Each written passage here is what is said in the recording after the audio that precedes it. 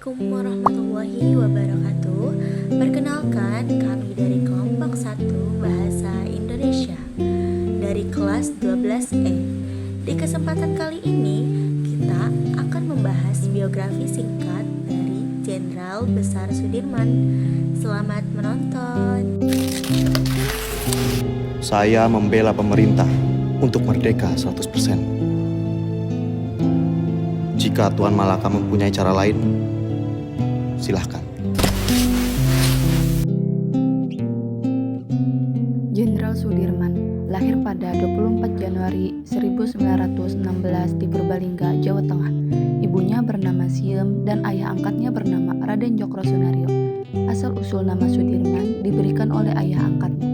Sejak lahir, ia langsung diasuh dan tinggal di rumah pasangan Djokrosunario dan Suridowati. Setelah Sudirman berusia 8 bulan, Djokrosunario pensiun dari jabatannya dan membawa keluarganya pindah ke Cilacap, Jawa Tengah.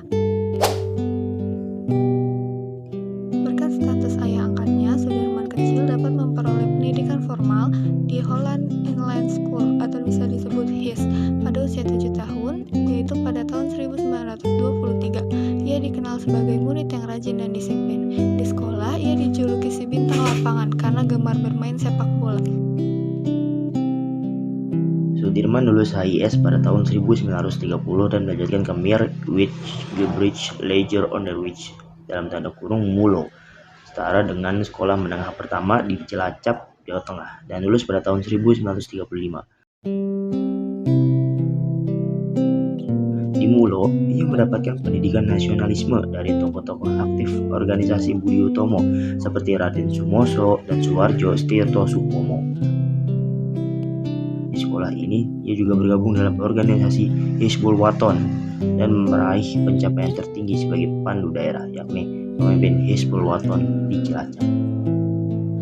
Setelah aktif dalam organisasi Hizbul Wathan, semangat nasionalisme dan kepemimpinan Sudirman semakin berkembang. Setelah lulus dari MULO, Sudirman melanjutkan pendidikannya ke Holland Inland School di Yogyakarta. Namun tidak menyelesaikannya karena keterbatasan ekonomi keluarga. Jenderal Sudirman kembali ke Yogyakarta pada tahun 1949 sebagai guru di sekolah Muhammadiyah Kedaulatan Indonesia secara de facto dan de jure. Pada masa pendudukan Jepang, Sudirman bergabung dengan organisasi militer PETA, singkatan dari pembela tanah air. Disinilah kemampuan militernya mulai dikenal. Setelah Indonesia merdeka pada tanggal 17 Agustus 1945, Sudirman turut serta membentuk Tentara Keamanan Rakyat, kepanjangan dari TKR, cikal bakal Tentara Nasional Indonesia yang kita kenal saat ini adalah TNI. Ia terpilih menjadi Panglima Besar TKR pada usia yang masih sangat muda. Kepemimpinan diuji saat agresi militer Belanda I dan II. Dalam agresi militer Belanda II pada tahun 1948, saat Belanda menduduki Yogyakarta dan para pemimpin Indonesia ditangkap, Jenderal Sudirman memimpin perang gerilya di pedalaman Jawa.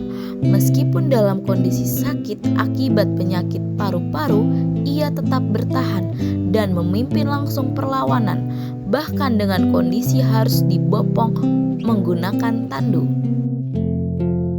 Perjuangannya berhasil mempertahankan semangat kemerdekaan Indonesia hingga akhirnya Belanda setuju melakukan perundingan. Namun, kesehatannya semakin memburuk akibat penyakit tuberkulosis yang dideritanya. Jenderal Sudirman pun wafat pada tanggal 29 Januari 1950 di Magelang. Dan dimakamkan dengan upacara kenegaraan di Taman Makam Pahlawan Kusumanegara, Yogyakarta. Jenderal Sudirman dikenang sebagai pahlawan nasional dan Panglima Besar TNI yang gagah berani, disiplin, dan sangat mencintai tanah air. Namanya diabadikan menjadi nama jalan, sekolah, universitas, dan markas militer di seluruh Indonesia.